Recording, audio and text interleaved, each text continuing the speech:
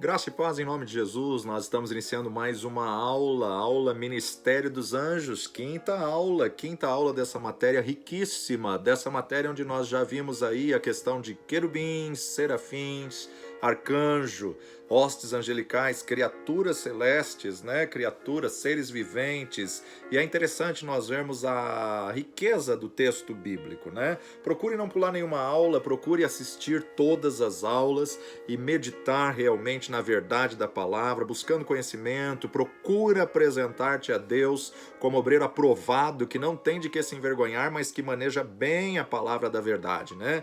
Vai ouvindo essa aula aí no metrô, no trem, no ônibus, ou mesmo no serviço, se você pode, coloca aí o ponto e vai ouvindo para que você possa aprender a verdade da palavra de Deus, né? O conhecimento da palavra. A palavra de Deus nos ensina que a única coisa que destrói o cristão é a falta de conhecimento. O diabo não destrói o cristão, né? Mas a falta de conhecimento destrói. Falamos aí das classes de anjos na aula passada e hoje nós vamos falar da ordem, da hierarquia dos anjos. Paulo apresenta uma hierarquia colocada em Colossenses capítulo 1, verso 15. Colossenses capítulo 1 vai nos dizer assim... vamos voltar desde o início do texto, né? Verso 13. Ele, quem? Deus, nos tirou da potestade das trevas.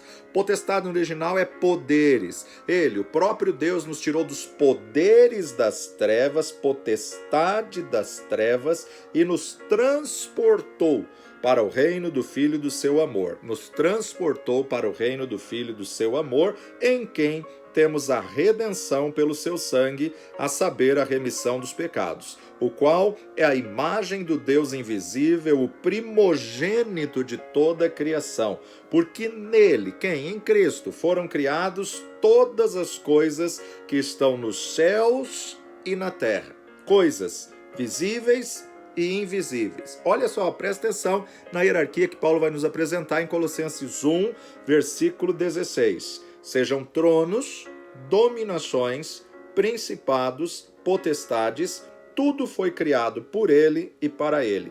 E ele é antes de todas as coisas, e todas as coisas subsistem por ele. Ele é a cabeça do corpo da igreja, é o princípio e o primogênito dentre os mortos, para que em tudo tenha preeminência, porque foi do agrado do Pai que toda a plenitude nele habitasse, e que, havendo por ele feito a paz pelo sangue da sua cruz, por meio dele, reconciliasse consigo mesmo todas as coisas, tanto as que estão na terra como as que estão nos céus. Nele, em quem? Em Cristo Jesus foram criados todas as coisas nos céus e na terra, visíveis e invisíveis. E Paulo apresenta aqui uma sequência: tronos, dominações,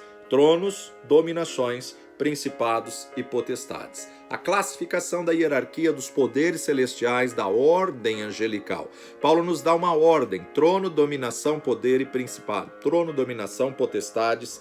Trono, dominação, principados e potestades. Colossenses capítulo 2, verso 15, 2:15.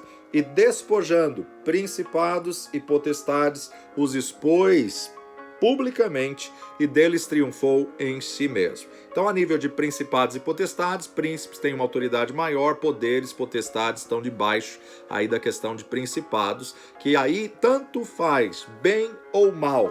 Jesus é o cabeça de todos, né? Ele é o primogênito, ele é o princípio, ele é, na verdade, a autoridade. Tudo foi criado por ele, por meio dele, tudo que se foi feito, se fez. Então, nós observamos aqui que tanto do mal quanto do bem está falando acerca de tronos, dominações, principados e potestades, a hierarquia do que há nos céus. Já agora, na questão do expôs publicamente principados e potestades. Veja que dos anjos do mal, falado no versículo 2:15 de Colossenses, ele não fala tronos e dominações. Tronos e dominações é na criação do bem.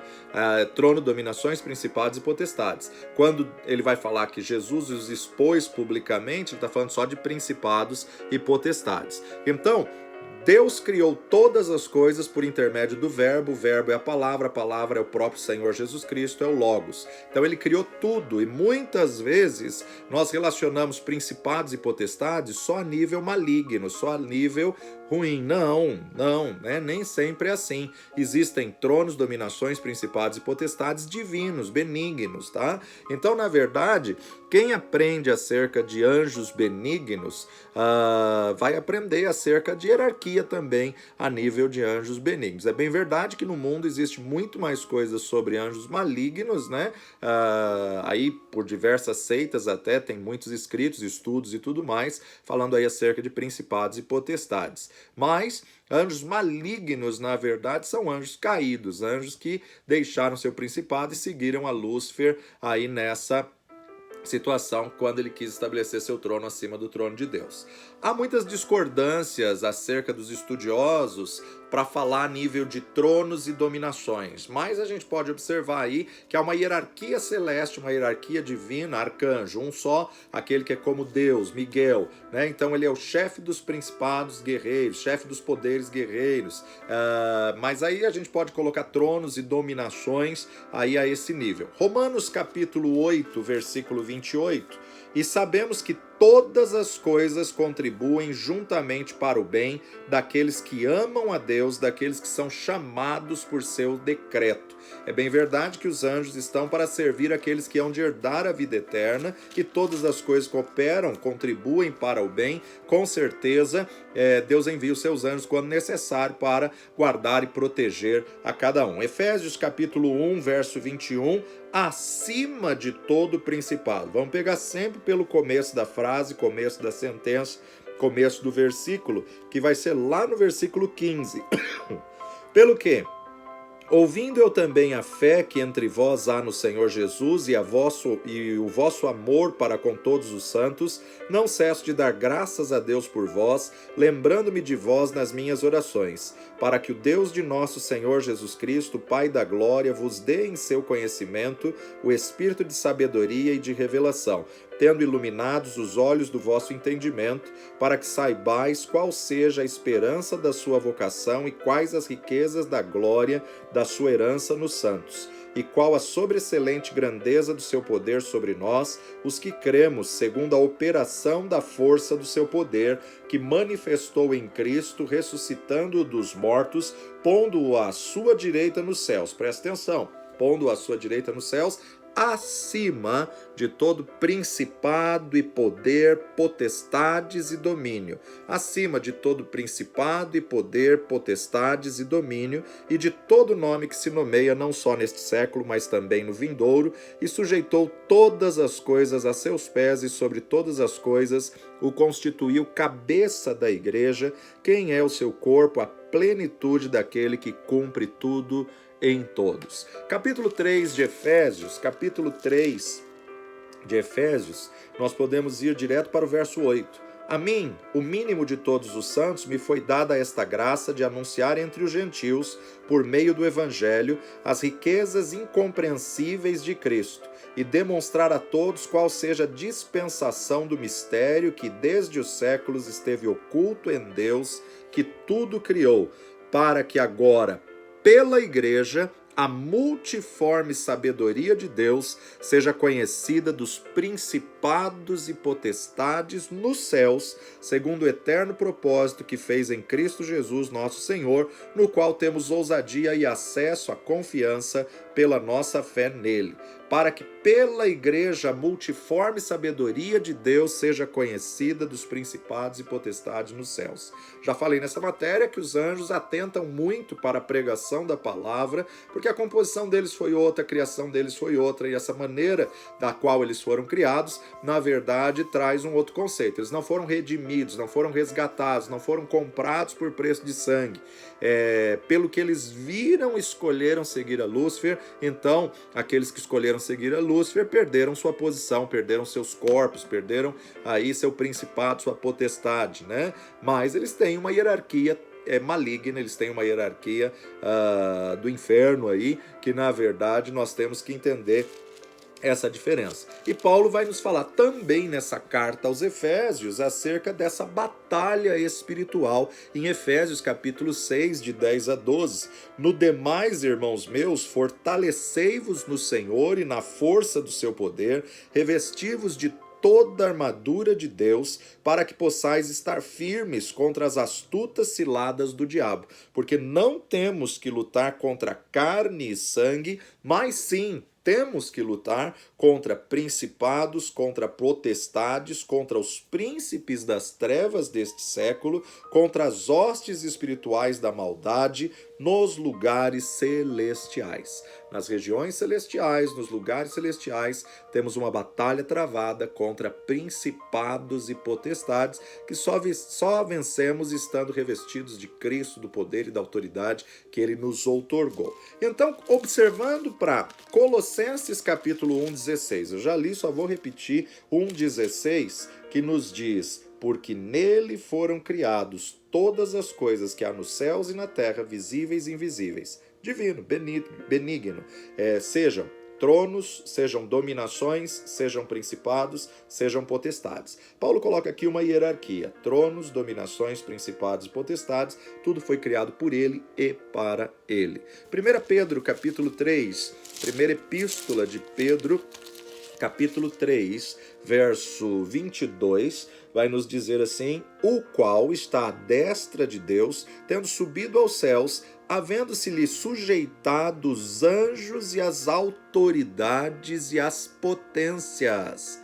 Havendo-se-lhe sujeitado os anjos, as autoridades, que a gente pode colocar príncipes e potestades, e as potências, ou poderes e dominadores. Então Deus tem uma hierarquia, Deus tem autoridades diferentes. Já vimos aí nas aulas passadas, querubim é protetor do trono, protetor que está ao redor do trono de Deus. Serafins estão sobre o trono, mas tem principados e poderes, tem poder para cada área, para cada situação, né? Muito vasto, tudo que Deus faz é infinito, tudo que Deus faz é inesgotável. Nosso Deus é fantástico e soberano, né? Segundo Pedro, capítulo 2, 9 a 11, assim sabe o Senhor livrar da tentação os piedosos e reservar os injustos para o dia do juízo, para serem castigados, mas principalmente aqueles que, segundo a carne, andam em concupiscências de imundícia e desprezam as dominações.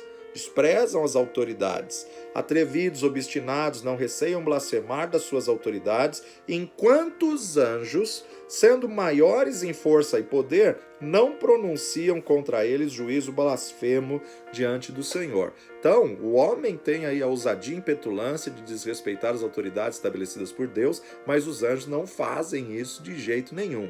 Mas a gente observa aqui, quando Paulo vai falar então dessa batalha, não temos que lutar contra carne e sangue, mas sim temos que lutar, Paulo apresenta uma classificação de uma hierarquia de poderes malignos, a qual Paulo coloca: sim, temos que lutar contra principados, príncipes, autoridades, potestades, poderes, contra os príncipes das trevas deste século, contra as hostes espirituais da maldade, né? Porque tem hostes celestes benignos também, nos lugares celestiais. Então, o que é principado? Principado indica uma ordem de anjos, a despeito de ser bom ou mal, né, benigno ou maligno, uma ordem de anjos envolvidas com governo, príncipes, governo. Eles têm autoridade de príncipe de uma região, governos do universo. São anjos com poderes de príncipes, por isso que é lhe dado o nome de principados. Alguma versão bíblica coloca até príncipes, né? Potestades. Potestades vem da raiz da palavra poder, ou seja, potentes, né? Devem ser então os anjos que possuem poderes e específico autoridades para governar debaixo de principados. São revestidos de uma autoridade, um poder espiritual, sejam bons ou sejam maus. Os anjos bons, eles podem ter autoridade até para fazer, na verdade, coisas, mas sempre debaixo da ordem de Deus, sempre debaixo da vontade de Deus. Uma autoridade dada por Deus para uma missão específica.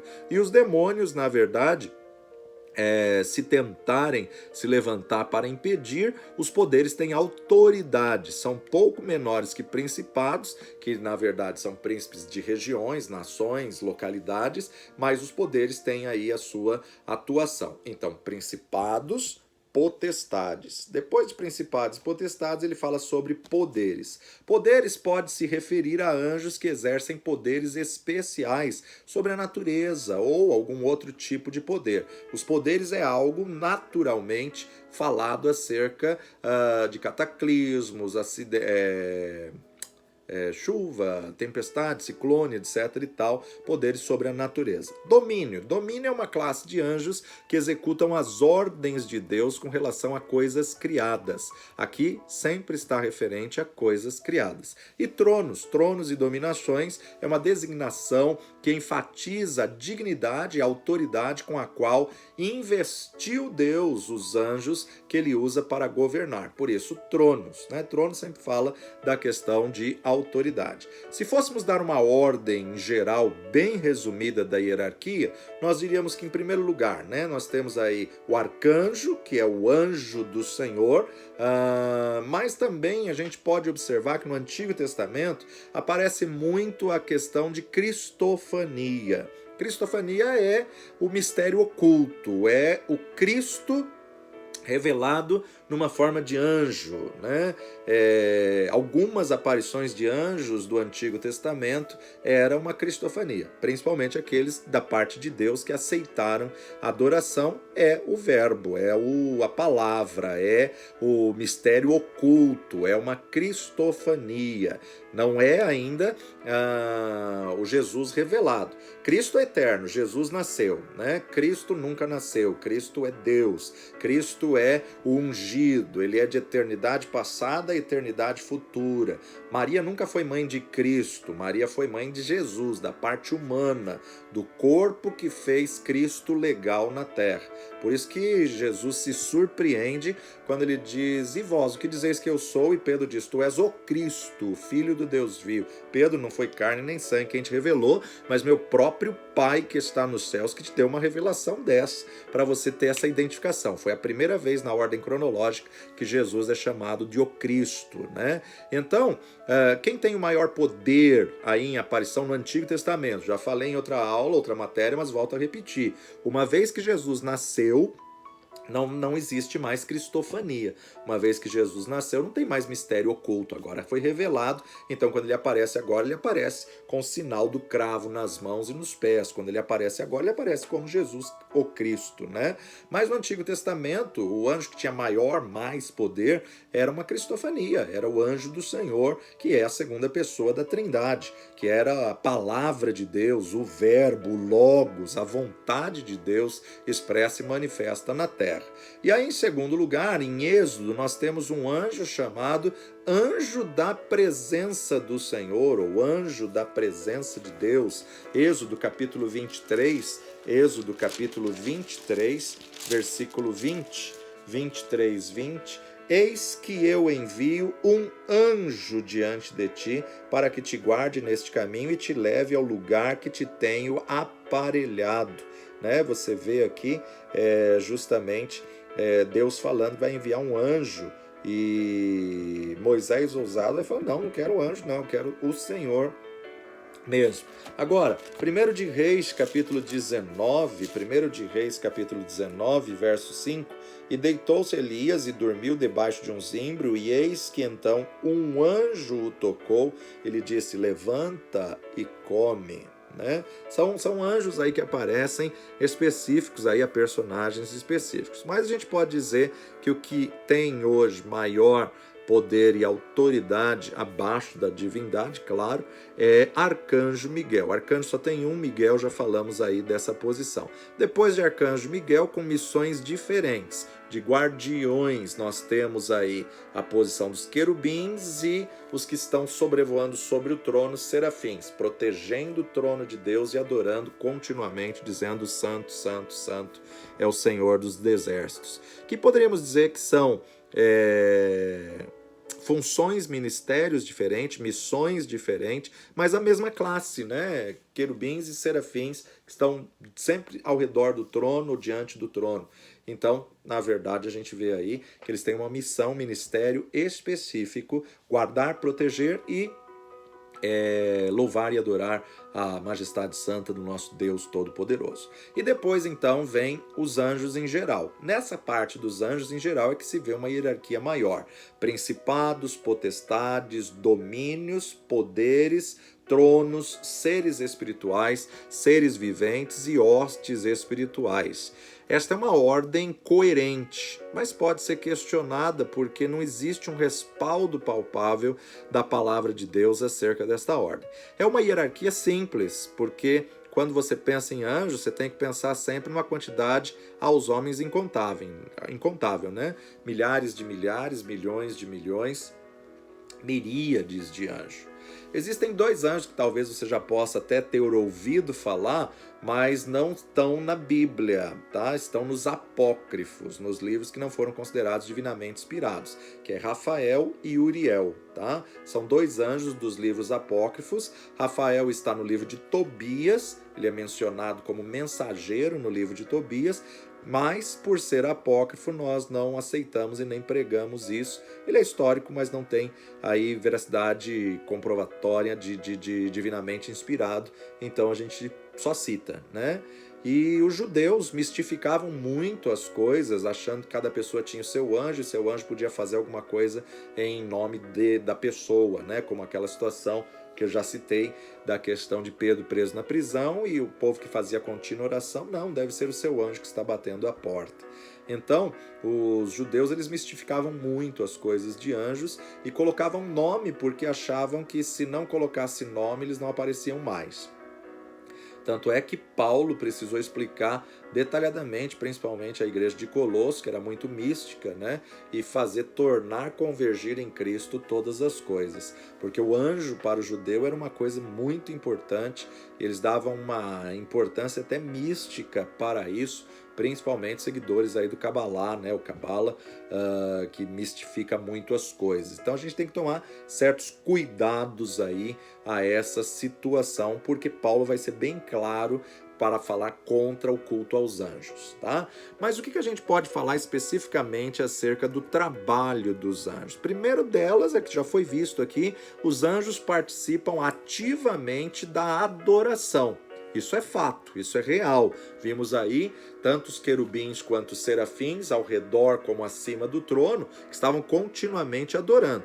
Agora eu não posso afirmar que a adoração deles seja a mesma adoração que a do homem, porque o homem adora por ter sido redimido, comprado, resgatado pelo que Deus é, né? Então são seres adoradores. Olha só, Apocalipse capítulo 5, versos 11 e 12. E olhei e ouvi a voz de muitos anjos ao redor do trono e dos animais, anjos ao redor do trono, querubins, e dos animais, 4 seres, e dos anciãos, uma outra classe, e dos anciãos. E era o número deles, milhões de milhões e milhares de milhares, que com grande voz diziam: digno é o Cordeiro que foi morto de receber o poder e riqueza e sabedoria e força e honra e glória e ações de graça. Que espetáculo, né? Seres ao redor do trono, ele pode estar englobando aí querubins e serafins.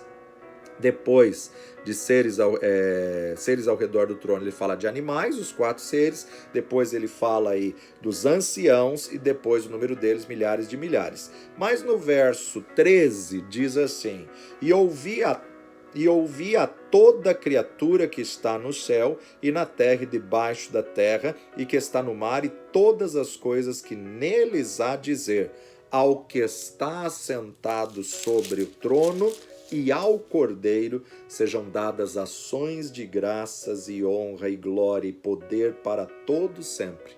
E os 4 seres, os 4 animais diziam: Amém. E os 24 anciãos prostravam-se e adoravam ao que vive para todo sempre.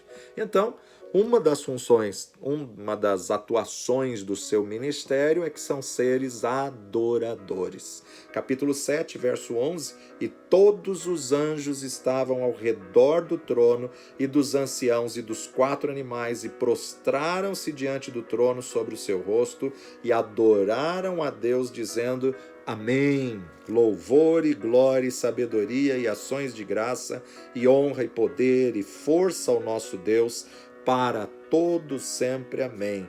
E um dos anciãos me falou dizendo: Estes que estão vestidos de branco, quem são e de onde vieram? E eu disse-lhe: Senhor, tu sabes. E ele disse-me: Estes são os que vieram da grande tribulação. Então vão ter pessoas salvas sim na grande tribulação. E vamos ver aí pessoas sendo mortas na grande tribulação. Lavaram as suas vestes e as branquearam no sangue do Cordeiro. Isaías capítulo 6, verso 3, que a gente já leu, vai nos mostrar exatamente 6:3. E clamavam uns aos outros, dizendo: Santo, Santo, Santo é o Senhor dos exércitos, toda a terra está cheia da sua glória. A diferença da adoração dos anjos é que nós adoramos a um Salvador, a um Criador e Senhor. Para os anjos, não, porque eles não têm a gratidão de ter um Salvador como nós temos, né? Porque eles adoram o Criador do universo, o Criador das coisas visíveis e invisíveis, adoram o Criador e Senhor. E por isso que eles não entendem a regeneração que Deus deu a oportunidade ao homem, porque eles não foram regenerados. Segunda missão dos anjos, eles orientam pessoas. Poderíamos falar aqui diversas passagens, mas Gênesis capítulo 24, verso 7. O Senhor, Deus dos céus, que me tomou da casa de meu pai e da terra da minha parentela, e que me falou e que me jurou, dizendo: À tua semente darei essa terra. Ele enviará o seu anjo adiante da tua face, para que tomes mulher lá para o meu filho. Abraão dando a instrução ao seu servo para pegar uma esposa para Isaac, e fala que o anjo do Senhor vai lhe instruir. O servo de Abraão foi orientado por um anjo, né? Poderíamos falar muitos outros textos, mas vamos para o Novo Testamento, Atos 8:26. E o anjo do Senhor falou a Filipe, dizendo: Levanta-te, vai para a banda do sul, ao caminho que desce de Jerusalém para Gaza, que está deserto. Um anjo instrui o evangelista Filipe, né? E de Azoto para o deserto, diz aí os estudiosos que pode ser aí uma média de 100 quilômetros, né? Veja que o Espírito do Senhor que transladou, mas o anjo não tem poder de transladar a ninguém, mas o anjo o instruiu e o Espírito do Senhor o transladou. Capítulo 10, a passagem de Cornélio, verso 3-5. Estes, quase a hora nona do dia, 3 da tarde, quase a hora nona do dia, viu claramente numa visão um anjo de Deus que se dirigia para ele e dizia: Cornélio. Este, fixando os olhos nele, muito atemorizado, disse: Que é, Senhor? E o anjo lhe disse: As tuas orações e as tuas esmolas têm subido para a memória diante de Deus. Agora, pois, envia homens a Jope e manda chamar a Simão, que tem por sobrenome Pedro. Este está com certo irmão curtidor, que tem a sua casa junto do mar. Ele te dirá o que deves fazer. Então veja, o anjo não pode pregar o evangelho, mas pode dirigir, pode orientar a pessoa aonde encontrar o caminho da salvação, onde encontrar alguém ou mandar buscar alguém para lhe pregar a palavra de Deus. Cornélio é dirigido, instruído por um anjo. Cornélio orou e surgiu um anjo para anunciar-lhe a salvação da sua casa. Veja só, Cornélio era ímpio, era pagão, italiano, nem convertido era, mas era temente a Deus, dava esmolas, fazia as suas orações, e a missão deles é servir aqueles que hão de herdar a vida eterna, aqueles que hão de herdar a salvação. Então aqui a gente vê, claro, o anjo pode aparecer a um não cristão? Pode, quando Deus tem um propósito de salvação nessa vida, pode. Agora o que o anjo não pode é pregar. Quem te pregou o evangelho? Um anjo. Não, aí toma cuidado. tá? Então pregar o evangelho eles não podem. Então o anjo manda Cornélio chamar Simão e a língua do anjo, na verdade, coçava ali para pregar o evangelho, mas não pode. Deus não permitiu eles pregarem o evangelho. Só um ser humano em carne e sangue que pode pregar, e só a pessoa estando viva em carne e sangue, depois que morreu, ela não pode mais confessar Jesus como Senhor e Salvador. Passamos esse período nessa terra para poder ver aí onde vamos passar a eternidade, para decidir aonde vamos passar a eternidade. O anjo aparece a Cornélio, Cornélio nem convertido era ainda, mas o anjo dá instruções para ir buscar a Pedro, e por outro lado Deus está trabalhando com Pedro, porque Pedro resistiu, não queria pregar para o judeu, mas Pedro está tendo uma visão lá e Deus vai falar com ele lá. Hebreus capítulo 1, verso 14, o escritor de Hebreus vai dizer assim: não são porventura todos eles espíritos ministradores, todos eles, arcanjo, anjo, querubim, serafim, não são porventura todos eles espíritos ministradores enviados para servir? Tem uma classe específica que é enviada para servir a favor daqueles que hão de herdar a salvação. Então, na verdade, nós observamos aí essa importância desse ministério dos anjos. Os anjos nos visitam por causa de Cristo Jesus, não por causa da gente, por causa do que Cristo fez na cruz do Calvário, e só visitam os que hão de herdar a salvação. A obra dos anjos na nossa vida é por causa de Cristo, não mérito humano. Foi Jesus que conquistou isso para nós, foi Jesus que conquistou essa visitação dos anjos de Deus na terra. Então, em Cristo, né, só para visitar, só vai visitar o ímpio se tiver um plano de salvação na vida dele. Cristo é o centro de todas as coisas. Se um ímpio foi visitado, você pode ter certeza que Deus tem um plano de salvação na vida dele, Deus tem um plano para realizar através dele para a salvação. Cristo é o centro de todas as coisas e todas as coisas têm que convergir nele, né? Então, a importância de nós orarmos: Senhor, põe um anjo e guarda tal pessoa, protege tal pessoa. O anjo vem para guardar aqueles que hão de herdar a salvação. Agora, nós não sabemos, não temos dados específicos de como é essa troca da guarda e quanto tempo ele fica, qual período que ele fica, se é o mesmo anjo desde o nascimento até a morte, na infância da pessoa, isso não temos como afirmar. A igreja não tem, já falei isso e volto a repetir, a igreja não tem autoridade sobre os anjos divinos, anjos benignos. A igreja tem autoridade sobre os anjos caídos, que perderam seus corpos, possuem o corpo de uma pessoa ou um animal, então são ilegais naquele corpo, né? Por não ter corpo, nessa terra eles são ilegais, e aí a igreja tem autoridade, mas só autoridade no nome de Jesus. A igreja não pode ficar ordenando a anjo benigno, dando ordem como faz a anjo maligno. E a anjo maligno não convém você ficar conversando, batendo papo, porque eles, na verdade, quando falam mentira, falam do que lhe é próprio. E a pior mentira é a meia-verdade. A meia-verdade é, na verdade, a pior mentira.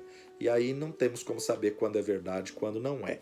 Mateus capítulo 18, nós vamos ver aqui o maior no reino dos céus. Naquela mesma hora chegaram os discípulos aos pés de Jesus, dizendo: quem é o maior no reino dos céus? E Jesus, chamando uma criança, a pôs no meio deles e disse: em verdade vos digo que, se não vos converterdes e não vos fizerdes como crianças, de modo algum entrareis no reino dos céus. Portanto, aquele que se tornar humilde como esta criança, esse é o maior no reino dos céus. E qualquer que receber em meu nome uma criança tal como esta, a mim me recebe.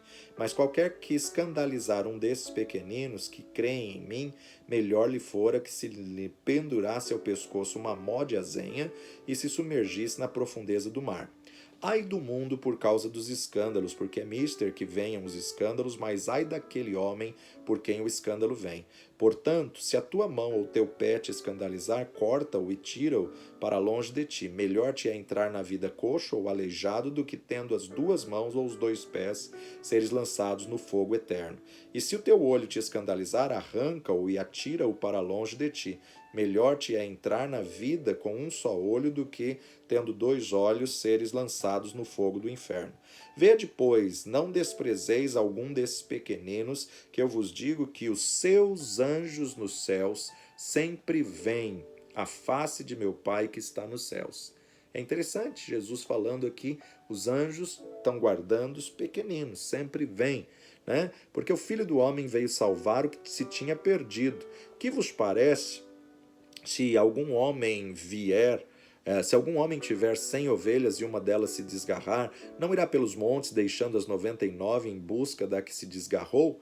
E se porventura a acha em verdade, vos digo que maior prazer tem aquela do que as 99 que se não se desgarraram. Assim também não é vontade de vosso Pai que está nos céus que um desses pequeninos se perca. Então vemos aqui justamente o cuidado de Deus com os pequeninos, né? E vemos aqui a importância a qual o anjo do Senhor acampa-se ao redor. O salmista já declarava isso daí, né?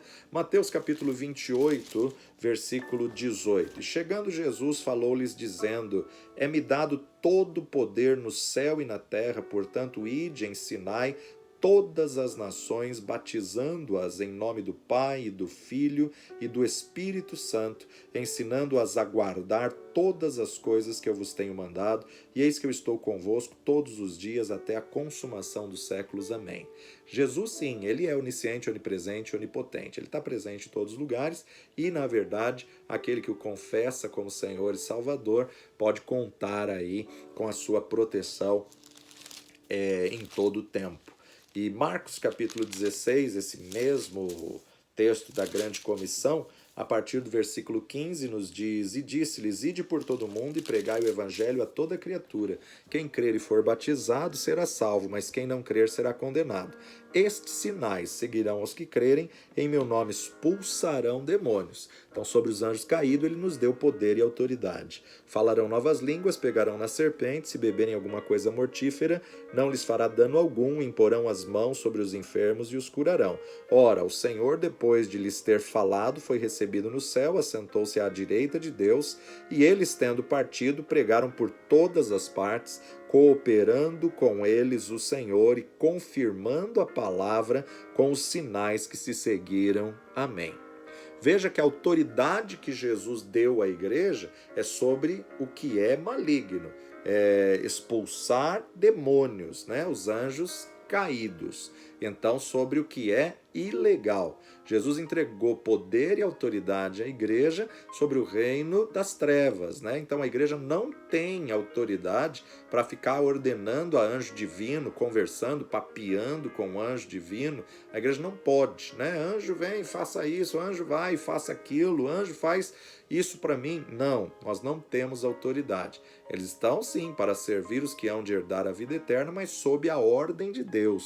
Deus é que vai dar ordem aos seus anjos a nosso respeito. É Deus que determina e não nós. Nós podemos pedir e orar a Deus. Jamais se ora a anjo, jamais se pede a anjo. Se pede a Deus. Então nós não temos autoridade sobre os anjos benignos.